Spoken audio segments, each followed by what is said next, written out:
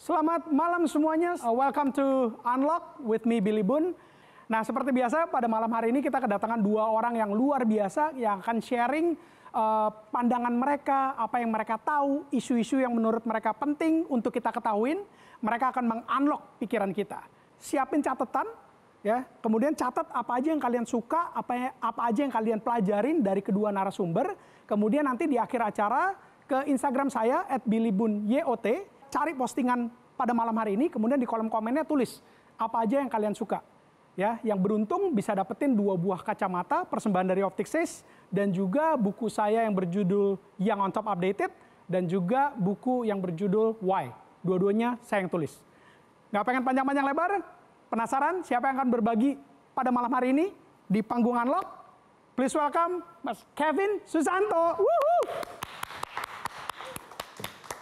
Thank you, Mas Billy, untuk waktunya. Selamat malam pemirsa, perkenalkan saya Kevin Susanto, Chief Green Officer dari Envigo.id. Envigo.id adalah sebuah perusahaan startup di mana kami menawarkan solusi dan juga opsi dari berbagai macam packaging yang ramah lingkungan, go green, eco-friendly, dan juga tentunya wallet-friendly. Perusahaan ini dari tahun 2015 kami sudah menjadi salah satu pelopor dari e-commerce courier bag maupun OXO biodegradable bag, di mana kami sudah serve dan juga menjadi bagian dari Green Family dari 70% perusahaan di Indonesia. Tentunya dari bidang retail, F&B, startups, e-commerce maupun shipment companies. Dan visi misi dari Envigo adalah untuk terus mendukung dan menjadi peran besar untuk bumi yang lebih hijau. Bumi kita merupakan satu-satunya planet yang bisa dihuni oleh manusia. Namun tantangan terbesar dari bumi adalah global warming. Perubahan iklim merupakan salah satu tantangan yang paling besar untuk umat manusia. Karena there is no planet B. Kalau kita tidak menjaga bumi kita dari sekarang juga, kalau misal bumi kita ini rusak, kita mau tinggal di mana? 50 tahun lagi, suhu bumi akan menjadi semakin panas. Karena dengan adanya global warming ini akan memberikan dampak yang negatif untuk bumi kita. Contohnya, hujan akan lebih sering turun. Hujan es juga akan lebih sering turun di tempat yang tidak seharusnya mereka turun. Dan dampak yang akan diberikan adalah peningkatan dari permukaan air laut yang akan mengancam pulau-pulau dan juga dataran-dataran rendah. Kota-kota besar juga akan terancam bencana banjir. Jadi efeknya sangat tidak baik. Salah satu penyebab dari global warming merupakan masalah sampah. Di Indonesia sendiri pada tahun 2020 ada sebanyak 68 juta ton sampah yang dibuang dan setiap tahunnya kisarannya angkanya sedemikian rupa juga. Dan akan terus meningkat setiap tahunnya seiring dengan pertambahan jumlah penduduk yang ada. Dan negara Indonesia sendiri juga merupakan negara kedua yang berkontribusi sampah plastik terbanyak setelah negara China. Di mana selain terbanyak sampah plastik, Indonesia juga nominated as the world top 20 most polluted river in the world. Jadi sungai-sungai juga tercemar dengan adanya sampah-sampah ini. Untuk menanggulangi hal tersebut, pemerintah juga sudah mulai semakin aware dengan kondisi yang ada, maka mereka juga sudah melakukan kebijakan-kebijakan dan set untuk mengurangi sampah plastik hingga 70% hingga tahun 2025. Nah, sekarang kita bicara Jakarta, ibu kota negara Indonesia. Setiap harinya ada 8.000 ton sampah yang diangkut oleh ratusan maupun ribuan truk, dibuang ke Bantar Gebang untuk dijadikan gunung sampah, di mana 15% dari sampah tersebut merupakan sampah plastik. Yang selalu dijadikan kambing hitam selama ini adalah kantong plastik. Kurangi diet kantong plastik, tapi sebenarnya tidak sepenuhnya demikian. Yang harus kita diet adalah semua jenis plastik misalkan. Karena plastik itu bukan hanya kantong plastik saja. Ada kemasan botol minuman, ya kan? Wadah makanan, botol shampoo, botol deterjen. Kita ngomong flexible packaging, bungkus mie instan, bungkus biskuit, bungkus ciki-ciki snack dan lain-lainnya. Itu semua merupakan sampah plastik. Jadi kalau kita mau diet ya kita diet semuanya sekaligus. Lalu apa saja dampak dari sampah-sampah plastik yang banyak tersebut? Yang pasti tanah kita akan kehilangan kesuburan. Ya kan, tanah akan tercemar dengan limbah-limbah. Karena ibaratnya mereka akan menutup jalan masuknya air ke dalam tanah. Nah, and even worse, kita ngomong dampak yang terjadi pada laut. Indonesia sendiri membuang hampir 1,3 juta ton sampah ke laut setiap tahunnya. Dunia 13 juta ton manusia membuang sampah ke laut. Ini yang sangat berdampak negatif. Karena hewan-hewan laut yang di laut yang nggak ngerti apa-apa tiba-tiba dikasih sampah plastik, mereka makan, tapi unfortunately binatang-binatang hewan laut tersebut nggak bisa digest plastik-plastik di perut mereka. Dan akhirnya apa yang terjadi? Ya mereka akan meninggal. Gitu. Jadi dampaknya sangat banyak sekali negatif untuk daratan maupun untuk lautan. Pertanyaan terbesar adalah, apakah plastik pelakunya? Well, plastik pelakunya. Tetapi pelaku terbesarnya adalah umat manusia. Karena we don't blame the products, but we blame the people. Karena ingat, di Bantar Gebang 8.000 sampah yang dibuang, 15%-nya plastik. Jadi di luar itu ya sampah-sampah bentuk lainnya. Nah, apa saja sih yang sebenarnya sudah kita coba lakukan? 1 tahun terakhir ini, di tahun 2020, sudah lumayan banyak gebrakan yang diberikan oleh pemerintah Indonesia. Misalkan contohnya, the ban of single use of plastics, the ban of single use of straws, dan juga grocery store, supermarket sudah mulai mengganti packagingnya dengan kardus. But then this doesn't solve the problem. Karena menurut saya kalau kita mau merubah masalah ini merupakan masalah besar. Harus diganti dengan diri kita sendiri maupun diganti dengan pihak luar. Dan yang harus diganti adalah the systems dari banyak aspek-aspek yang ada. Salah satunya adalah kita harus menerapkan green mindset. Dan juga harus diubah kebiasaan-kebiasaan buruk kita yang selama ini mungkin orang suka buang sampah sembarangan, buang sampah ke laut, ya kan? Dan dari segi teknologi, ada gak sih packaging-packaging yang bisa lebih ramah lingkungan? Kedua adalah dari segi fungsional dan solusi yang ada. Apa maksudnya? Pasti pada saat kita mau, misalkan contohnya kita mau menjual sesuatu, kita gunakan packaging yang cocok dengan produk tersebut. Karena berdasarkan productions, kita bisa lihat, ada gambarnya di sini, per 1.000 kantong plastik maupun per 1.000 paper bag, sebenarnya lebih ramah lingkungan kita produksi 1.000 kantong plastik. Kenapa? Karena energi konsumsi yang kita keluarkan untuk produksi sebuah paper bag itu jauh lebih banyak dari segi weight, volume, price, gas emission fuel, dan juga energy usage. Tapi memang tidak mengungkiri paper bag jauh lebih cepat mengurai produk tersebut dibanding plastik yang akan memakan waktu lebih lama tentunya. Nah, yang ketiga adalah kita harus less ego and more eco. Jadi ini adalah beberapa solusi packaging yang Envigo miliki, yang Envigo tawarkan. Tapi dari sekian produk yang kita miliki, masing-masing ada kekurangan dan kelebihannya masing-masing. Misalkan di sini ada Oxo Biodegradable Bag. Bedanya apa sih dengan kantong plastik yang tidak ramah lingkungan? Oxo Biodegradable Bag ini ada bahan oksonya, di mana itu merupakan aditives yang mempercepat proses oksidasi dan juga terurainya sebuah plastik.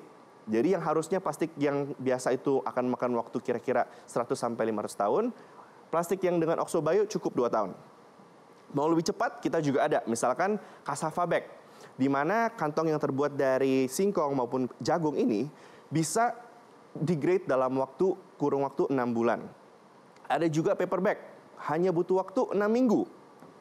Dan juga ada spunbond bag, yaitu kantong kain yang bisa dipakai berulang-ulang terus, misalkan untuk grocery shopping dan lain-lain. Dan yang terakhir kita ada courier bag, di mana banyak sekali perusahaan online sekarang dari segi startups maupun dari segi medical startups, mereka butuh packaging yang aman untuk mengirim misalkan obat-obatnya tanpa dibuka dengan orang lain. Itu kita juga ada memberikan solusinya yang ramah lingkungan. Lalu di sini ada perbandingan dari segi unit of economics, dari segi harganya, dan juga dari segi waktu dia butuh waktu untuk terurainya. Yang paling tidak baik, dan juga yang paling murah adalah conventional plastic. Apa sih conventional plastic? Itu adalah plastik yang biasa berwarna hitam, yang biasa ibu-ibu beli di pasar. Itu yang paling tidak ramah lingkungan. Karena itu akan memakan waktu hingga 500 tahun untuk dia terurai. Solusi dari kami ada spunbond bag, yang akan di-grade dalam waktu 50 tahun, makanya kegunaannya spunbond bag tidak boleh diaplikasikan sebagai one time use, harus dipakai berulang-ulang terus, ya kan? Lalu next come juga ada Oxo Biodegradable Plastics, e-commerce courier bag, lalu yang lebih cepat yang seperti saya bilang sebelumnya ada cassava bag dan juga ada paper bag. Selain varieties of product yang kita harus pilih secara tepat sesuai dengan kegunaannya, semua ini harus dimulai dengan diri kita sendiri juga. Which is yang kita harus lakukan adalah dengan 4R. Pertama adalah reduce, yaitu kita harus mengurangi segala macam kemasan sekali pakai. Kedua adalah reuse, kita harus menggunakan terus packaging-packaging yang ada supaya kita tidak jadi waste, ya kan? Ketiga adalah dari segi recycle. Harus meningkatkan kecepatan degrade untuk kemasan plastik dengan teknologi dan proses yang lebih baik. Dan yang paling terakhir adalah yang baru, return to earth. Jadi kita harus punya proses pembuangan sampah yang tepat dan juga yang aman untuk mengembalikan sampah-sampah ke bumi. Nah, selain dari diri kita sendiri, tidak memungkiri juga harus ada support, kolaborasi dan dukungan dari pemerintah tentunya. Kenapa? Karena menurut saya a proper waste management itu sangat diperlukan untuk pemerintah Indonesia untuk memiliki sistem ataupun standar penanggulangan sampah limbah lebih baik untuk lingkungan yang lebih hijau dan juga lebih sehat.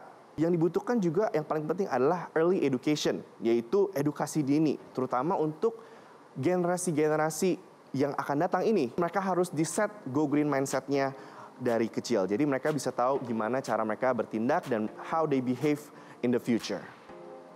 Nah, pemirsa, setelah kita melihat data-data dan juga negatif impact yang akan terjadi pada bumi, yang akan bisa mengakibatkan global warming dan lain-lain, bumi perlu bantuan kita.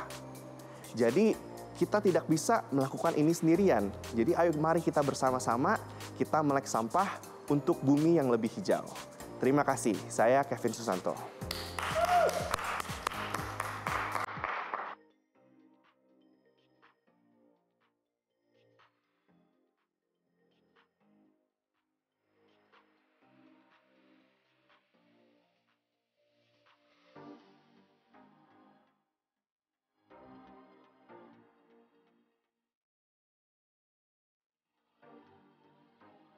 Ngapain capek-capek, men?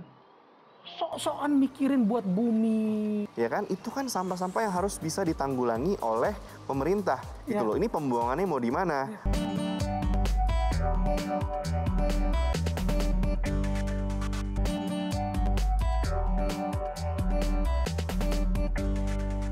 Men, thank you so much udah sharing. Likewise, bro. Thank you for inviting me juga ke sini. Tadi nyempet bilang, kalau kita nggak melek sampah, kita nggak peduli sama dunia, nanti bakal ada hujan es, salju di tempat-tempat yang nggak seharusnya gitu. Betul. Gue kebetulan suka sama salju, men. Jadi suatu hari Indonesia bakal salju dong. Enak dong. Enak banget. Tapi nanti adanya kebanjiran, bro. Banjiran. Keluar rumah berenang. Kelelep ya, makanya pulau-pulau kita yang sekian banyak jadi kelelep ya. Iya, apalagi kita negara kepulauan, banyak yang pulau yang dataran rendah, kelelep semua. Iya, iya kan? Envigo ini perusahaan memang udah lama dan kenapa bisa kepikiran kayak begini gitu. Gini loh, semua di antara kita udah tahu bahwa yang global warming lah, kita harus reduce, reuse dan seterusnya gitu. Tapi nggak banyak yang benar-benar bertindak gitu. And yet lo malah ngebikin sebuah perusahaan yang memang peduli dan ngasilin barang-barang tadi itu semua gitu. Nah itu kok berani, kok kepikiran? Oke, jadi awal mulanya itu dari family business ini kita dimulai dari plastik doang nih. Oke. Pada tahun 20 tahun yang lalu. Tapi dengan beranjaknya waktu tentu kita harus bisa menyesuaikan, adapt to the current situation. Di mana sekarang yang dibutuhkan oleh market dan juga environment adalah kemasan-kemasan yang lebih go green, yang lebih ramah lingkungan. Makanya kita juga terus berinovasi dan mengecek apakah ada teknologi yang baru. Jadi kita selalu juga harus adapt dengan condition yang ada. Jadi dari Envigo sendiri, it's a new company yang benar-benar kita bangun untuk awalnya fokus lebih ke daerah e-commerce-nya. Karena pada tahun 2015 e-commerce dan juga ibaratnya orang jualan online lah lagi meningkat booming-boomingnya. Dan yang diperlukan adalah kantong plastik yang ramah lingkungan yang bisa safety-nya itu terjaga. Makanya untuk e-commerce courier bag kita ini ada permanent seal tape-nya. Yang pasti mereka ingin packagingnya mereka ini pada saat dikirim ke end user atau end customer itu aman gitu, dan juga packagingnya tentu harus bagus dan juga ramah lingkungan. Jadi inilah alasan kenapa pada tahun 2015 ini kita mulai. Kalau kan tadi Kevin bilang ini sebenarnya perusahaan keluarga yang udah dari 20 tahun yang lalu produksinya plastik gitu ya. Keluarga lu kan bisa aja tutup mata, cuek, kemudian ya udah tinggal making money-nya doang kan, mesin-mesinnya semua udah yang ya udah tinggal profitnya doang lah kalau perusahaan udah 20 tahun gitu kan. Betul. Ngapain capek-capek men? Sok-sokan mikirin buat bumi, terus research and development-nya nggak mungkin murah. Betul. Iya dong, gitu. Nah, kenapa tergerak? Ya karena kan kita juga pikirin negative impact-nya ya, walaupun even though the business is profitable, tapi when it doesn't create a good impact on the environment, itu kan juga bukan sesuatu hal yang baik. Mungkin banyak orang di luar sana yang juga sadar nih akan semua hal. Tapi banyak juga yang berpikir, Vin, ada lagi nih, ya udahlah itu urusan orang lain deh, yang mikirin bumi. Gua ya gini-gini aja dulu gitu. Nah itu pemikiran yang bahaya sebenarnya. Betul. Tapi kenapa lu bisa berpikir yang no, gua harus yang melakukan? Karena kita lihat dari 10-15 tahun terakhir ini, impact negatifnya itu ke lingkungan hidup makin dan lainnya sudah makin menggila. Apalagi sekarang kan zaman millennials kan, dengan sosial media yang segitu gencar, di saat misalkan ada binatang mati karena sampah limbah plastik banyak, itu kan menjadi viral. Jadi ya itu adalah sebuah problem yang harus kita solve.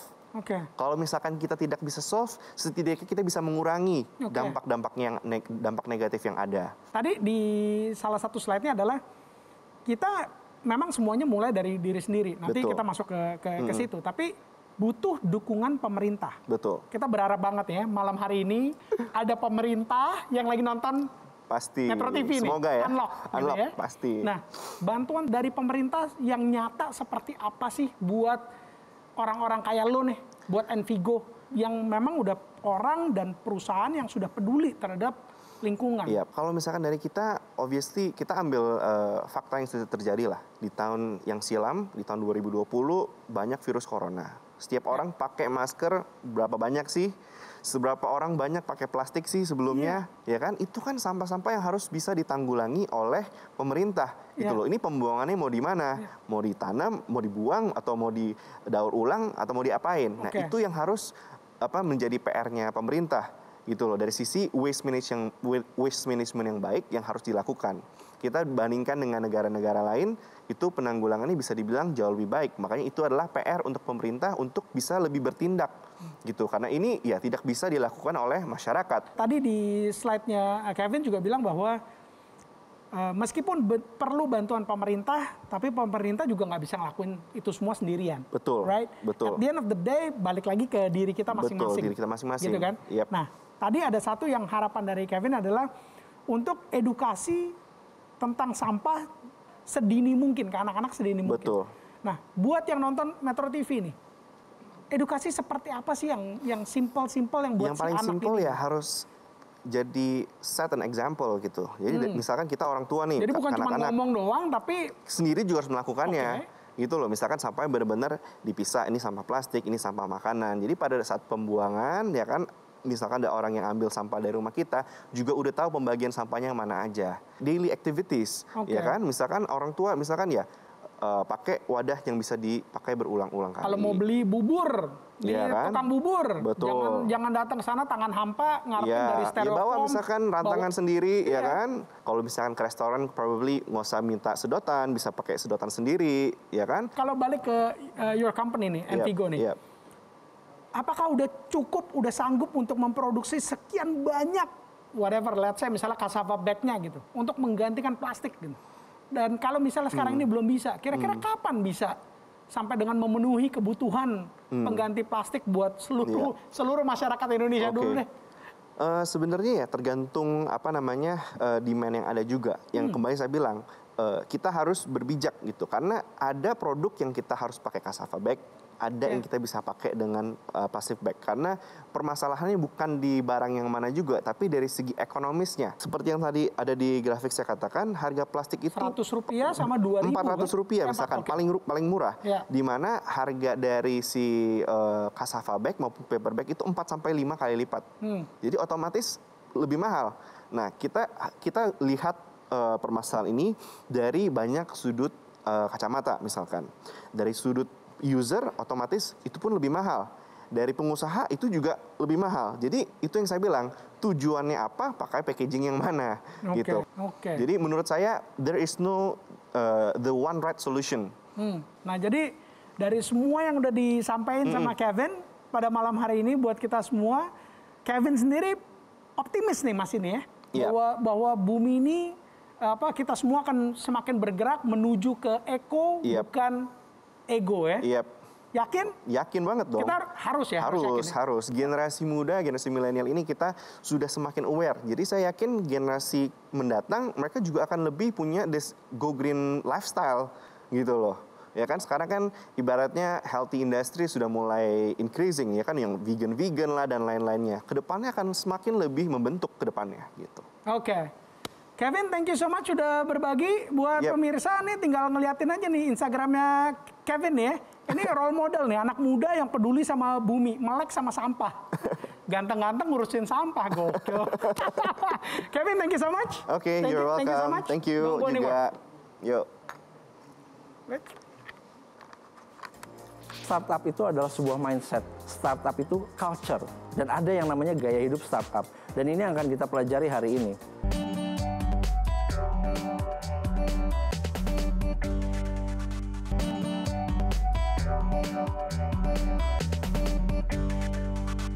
Oke, kita masih di Unlock with me, Billy Boon, dan sekarang ini ada seorang teman yang akan segera berbagi, tapi saya pengen ingetin sekali lagi, catat apa aja yang kalian suka dari yang disampaikan oleh dua narasumber pada malam hari ini, kemudian nanti di akhir acara langsung ke Instagram saya @billyboonyot, kemudian tulis apa aja yang kalian suka di kolom komentar postingan episode pada malam hari ini. Nanti yang beruntung dapetin 2 buah kacamata persembahan dari Opticsys dan juga 2 buah buku saya. Buku Yang on Top dan juga buku Why. Alright, please welcome Mas Rama.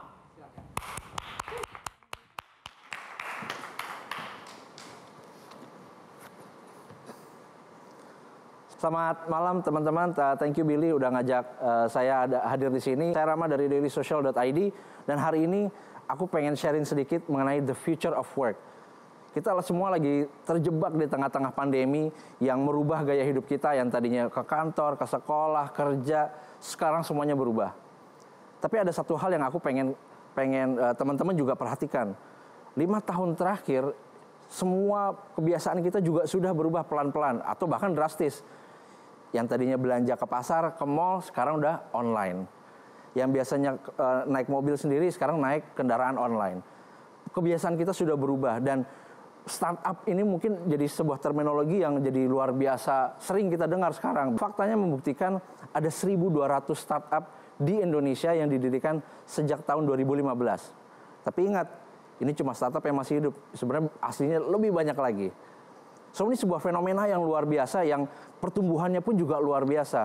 Kalau teman-teman perhatikan, Gojek itu sendiri sebagai sebuah company ketika mereka mulai dari 2014 ya, itu mereka baru mulai dari awal banget gitu, dan mereka punya transaksi itu sampai dengan 17 triliun, tapi diperkirakan naik hampir 10 kali lipat sampai ke 170 triliun. Jumlah orang yang berjualan di Tokopedia tadinya ada 1 juta merchant di awal 2017, sekarang udah 7 juta orang yang jualan di Tokopedia.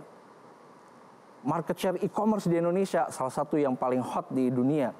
Tahun 2015 kita ada 71 triliun rupiah. Tahun ini diperkirakan angkanya sampai 880 triliun rupiah. Pertumbuhannya luar biasa besar. Nah pertanyaannya adalah, kenapa mereka bisa tumbuh luar biasa cepat? Kenapa growth-nya luar biasa? Dan yang lebih penting lagi, apa yang kita bisa ambil buat teman-teman semua yang lagi nonton di rumah, mau kerja entrepreneur, pengusaha, atau memang kerja swasta, atau jadi pegawai negeri, apapun pekerjaannya, sebenarnya ada beberapa value yang kita bisa ambil dari kenapa startup-startup ini bisa tumbuh begitu cepat dan kita implementasikan di kehidupan kita sehari-hari. Investasi di perusahaan teknologi luar biasa juga. 42 triliun diinvestasikan dari tahun 2017, tahun ini sampai 47 triliun rupiah.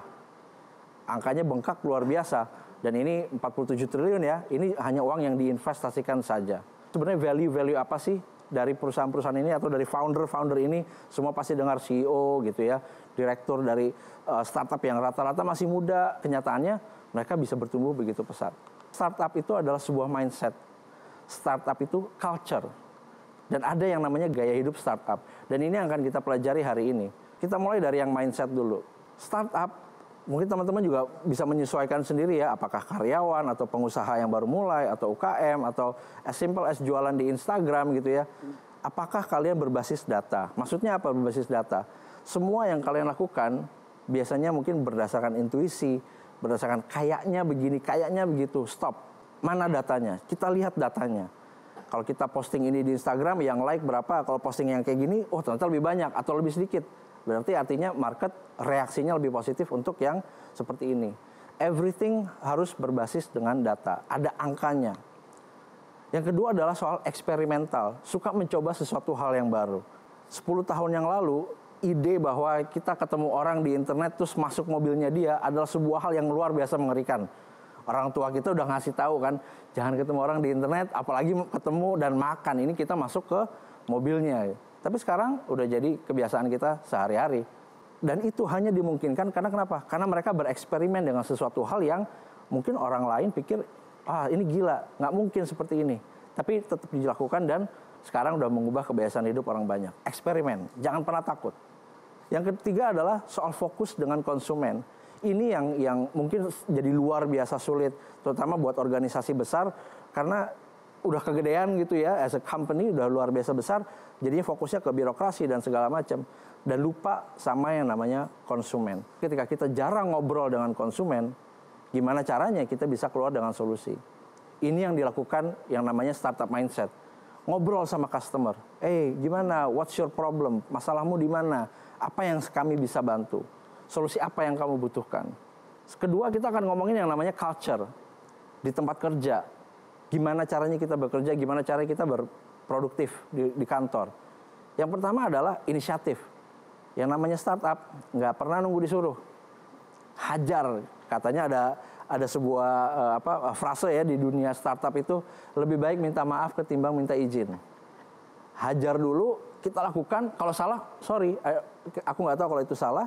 Kita nggak akan ulangi lagi. Tapi kita belajar dari kesalahan. Yang kedua adalah transparan. Kenapa kita mengambil eksperimen itu? Kenapa kita melakukan ini? Karena alasannya ini. Baik lagi ke poin yang sebelumnya. Ini data yang menunjang kenapa kita melakukan eksperimen seperti ini. Dan pada kenyataannya, semua data itu akan hanya membantu kita 80% ketika kita mengambil keputusan. 20%-nya lagi adalah resiko, gut feeling. Apa istilahnya ya? Kayaknya ini bisa jadi jalan gitu. Nah ini bukan berarti itu menjadi penghalang buat kita, tapi justru buat kita adalah untuk memajukan diri kita mengambil resiko, berani ngambil resiko. Coba aja dulu, kalau gagal kita pelajari kenapa gagal, dan kalau memang gagal ya jangan diulangi lagi.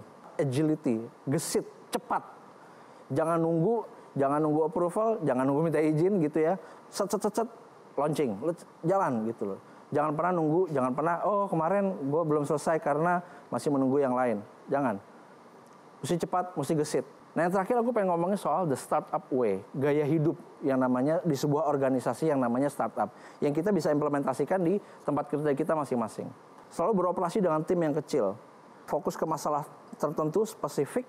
Akhirnya apa? Dia bisa gesit. Karena kenapa? Timnya kecil. Kalau kebanyakan orang, mesti approval sini, mesti brainstorm ini, kelamaan.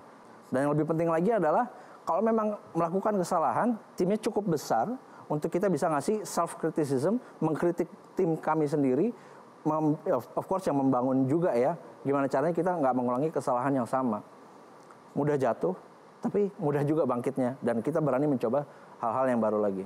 Dan ingat, yang namanya di dunia zaman sekarang udah beda lagi sama dunia pekerjaan di 20 tahun yang lalu.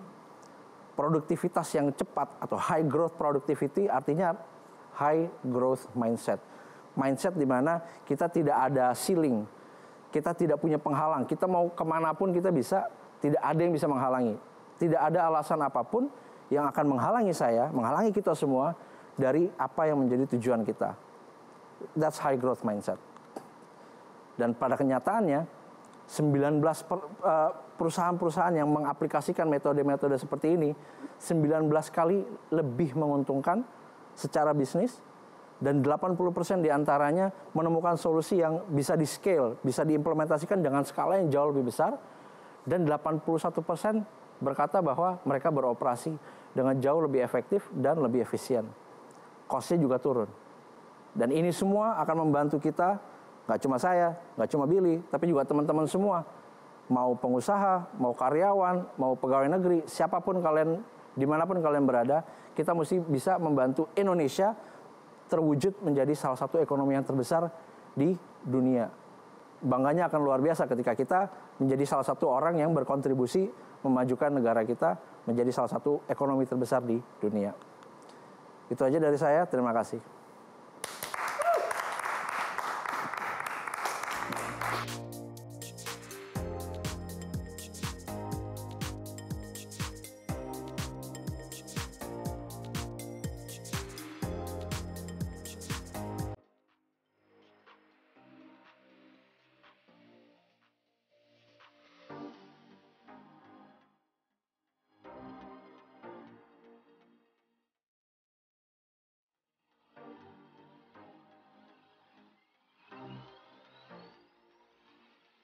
Passion menurut aku penting, tapi nggak cukup. Semua startup-startup luar biasa di dunia mulainya dari nol. Mereka nggak mikirin yang apa yang udah terjadi di dunia 30 tahun terakhir. Generasi muda nih sekarang ini yang saya pengen bisa kayak begitu, tapi banyak nih kendalanya. Nah, mereka tuh sebenarnya harus gimana sih?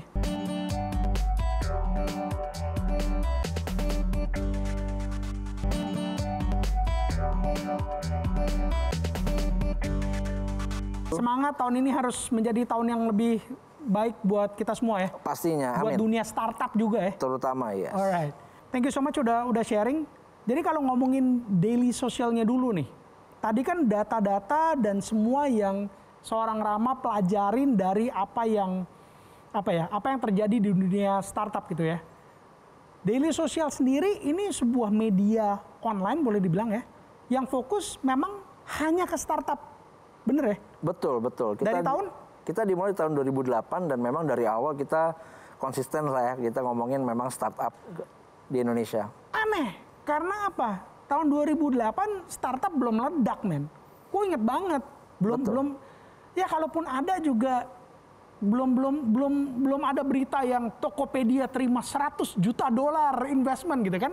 Makanya orang-orang belum banyak lah. Infrastruktur secara teknologi juga belum ada.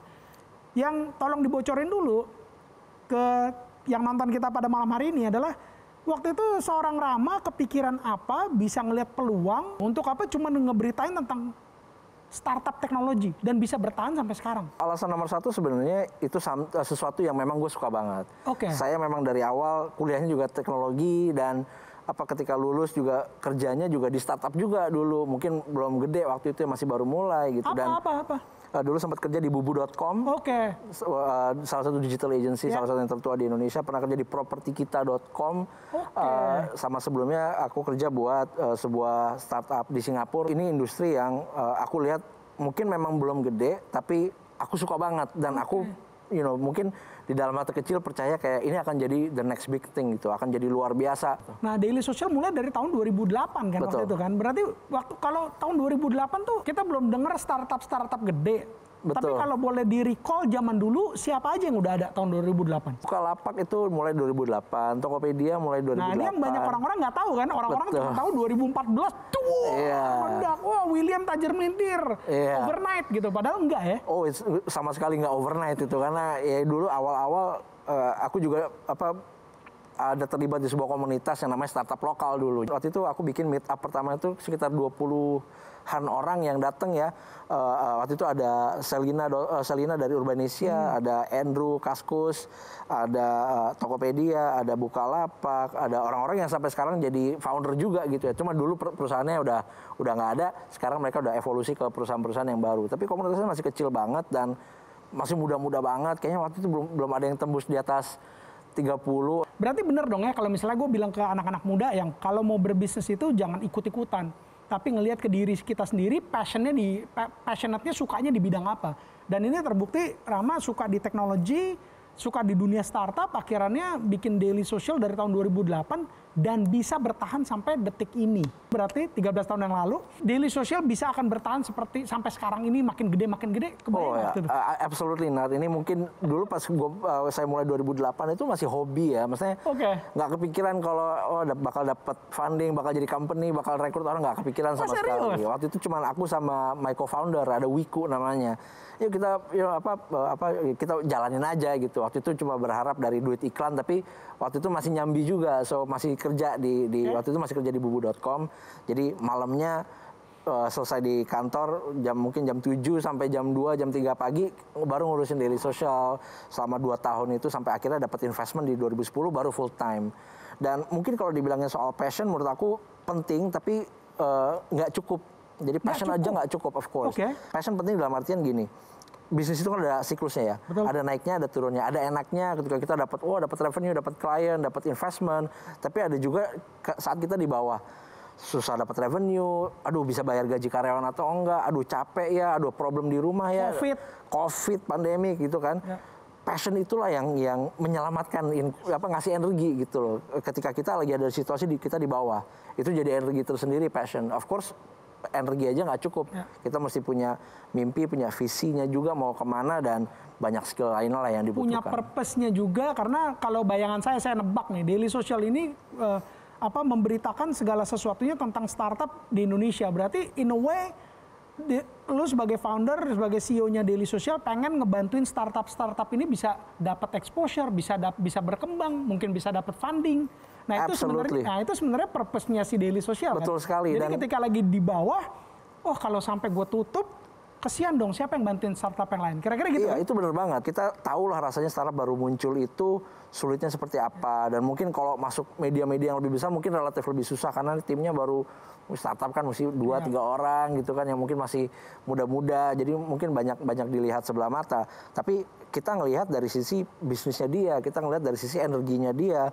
Dan kita review banyak sekali startup dan ya salah satu booster energinya buat aku dan tim adalah dapat email atau dapat tweets atau dari orang-orang. Iya. Ngomongin tentang tadi itu si mindsetnya, si culture-nya, si startup way-nya gitu. Itu yang tadi Rama ngomongin memang bukan sebuah teori, karena itu yang dipelajarin selama melihat startup selama 12-13 tahun terakhir. Sejak Daily Social ada gitu kan, itu yang Rama liatin si masing-masing founder, si masing-masing CEO, dan kenapa ada yang gagal, kenapa ada yang super berhasil gitu. Dan tadi di summarize cuma dalam 3 slide gitu ya. Betul. Nah, tapi pertanyaannya gini loh, gimana sih caranya buat anak-anak muda itu bisa punya mindset yang tadi Rama udah ngomongin gitu. Oke, tadi udah dikasih tahu kan, wah harus begini gitu. Tapi untuk generasi muda nih sekarang ini yang saya pengen bisa kayak begitu. Tapi banyak nih kendalanya. Kalau kita ngomongin excuse kan ada 100 juta, ada jutaan, ada 100 jutaan excuse gitu. Nah, mereka tuh sebenarnya harus gimana sih? Di dunia startup itu istilah selalu ada banyak hal yang sering diomongin no excuse. No excuse. Apapun alasannya dan ada 1 juta alasan untuk kita tidak melakukan apa yang harusnya kita lakukan. Betul. Tapi kadang-kadang kita cuma butuh 1 alasan untuk berdiri dan maju karena mungkin kebiasaan baru ini ngomongin soal kebiasaan baru, mindset baru, sama kayak bikin startup juga. Yang susah itu adalah di depannya dalam 5 tahun 10 tahun lagi memang cuma orang-orang seperti ini, orang-orang yang mengadopsi inilah yang bisa sukses. Jadi pertanyaannya mau belajar dari orang-orang yang sukses atau belajar dari pola pikir yang tradisional yang udah mungkin 20-30 tahun lagi. Aku juga pengen ngomong soal yang namanya unlearn. Ini satu konsep yang benar-benar change my life banget. Unlearn itu adalah konsep melupakan apa yang kita sudah pelajari selama 10, 20, 30, 40 tahun. Anggap kita mulai dari nol. Forget everything, start from zero. Itu luar biasa berat, tapi luar biasa rewarding. Itu mungkin satu skill yang semua founder harus punya. Di industri retail dari tahun 60-an sampai 2000 itu caranya begini. Tapi founder e-commerce bilang, oh enggak, kita akan mendefinisikan ulang. Saya nggak tahu dan saya nggak mau tahu. Saya fokus ke konsumen, belajar dari apa yang dimaui konsumen, problem yang dihadapi konsumen, dan kita mulai dari nol. Semua startup luar biasa di dunia mulainya dari nol. Mereka nggak mikirin apa yang udah terjadi di dunia 30 tahun terakhir. Unlearn, lupakan, fokus ke build something new. Itu yang luar biasa sih. Oke, pertanyaan terakhir Rama. Jadi tadi yang di sharing sama Rama itu kan startup dari mindset, culture sama way-nya gitu. Ini not necessarily cuman bermanfaat buat orang-orang anak-anak muda yang pengen bikin startup kan. Betul. Karena sebenarnya ini bisa jadi sebuah mindset di mana saya sebenarnya pegawai negeri, saya sebenarnya kerja di swasta, saya kerja di BUMN, atau saya baru mau memulai sebuah perusahaan UMKM misalnya di fashion, di F&B gitu. Ini yang tadi dijelasin bisa dipakai kan sebenarnya. Betul. Jadi 5 tahun terakhir aku punya subunit perusahaan baru namanya DS Innovate. Itu kita fokus membawa inovasi, kultur tadi inovasi itu ke corporate. Oke. Jadi klien kita tuh ada bank, insurance company, kayak gitu-gitu lah, company-company gede, BUMN segala macam. Dan memang ini salah satu yang kita pelajari juga, bahwa sebenarnya kalau BUMN atau perusahaan atau organisasi yang besar ini mengimplementasikan hal tadi, impact-nya luar biasa banget. Dan mungkin Billy juga tahu, belakangan ini mulai banyak BUMN, konglomerat, media company, apa segala macam, udah mulai masuk ke dunia startup. Dan sudah aktif, dan mereka juga maksudnya udah pola pikirnya udah beda banget gitu, kayak oh keren juga ya gitu loh. Dan ini yang bikin mereka bisa maju dan beradaptasi ke industri teknologi. Jadi bukan soal keren-kerenan mau so-soan ngambil culture-nya startup, tapi memang pastinya ada impact-nya ya. Betul. Dari omset, dari segala macam performa dan inovasi dan ke depan. Exactly, makanya aku percaya bahwa ini udah bukan lagi sebuah teori yang kayaknya bisa, ini udah jadi the new way. Kedepannya akan seperti ini, orang yang nggak ikut ini ya kayak ketinggalan aja gitu sih. Alright, Rama, thank you so much sudah berbagi. Sukses terus buat daily sosialnya, terus bantuin startup Indonesia supaya tadi ya tahun 2030 kita bisa jadi negara 7 terbesar di dunia. Ekonomi terbesar di dunia, yes, of course. Alright, man, amin. Alright, that's it perbincangan saya dengan dua narasumber pada malam hari ini. Sekarang langsung ke Instagram saya @billybunyot, kemudian cari postingan pada malam hari ini gitu ya. Kemudian di kolom komennya tulisin apa aja yang kalian suka dari yang sudah disampaikan oleh Kevin dan juga Mas Rama ya. Nanti yang beruntung bisa dapetin 2 buah kacamata persembahan dari Optics dan juga buku yang on top updated dan juga buku Why yang saya tulis. Alright, so until next month, be inspired, I'll see you on top. Cheers, man. Mana nih tepuk tangan ini? Mana nih tepuk tangan ini? Sepi amat. Jadi produk mereka ditaruh dulu ke cassava bag, terus dibungkus sekali lagi sama kantong plastik, ya sama aja bohong. Misalkannya itu, gitu. Karena ini banyak yang terjadi. Mungkin nggak ngebantu skala yang gede, tapi yang kecil-kecil ini kan potensi juga jadi luar biasa. Potensi untuk mendukung orang jadi entrepreneur, jadi technopreneur ya gitu. Jadi karena fokusnya ke teknologi gitu sih. Metro TV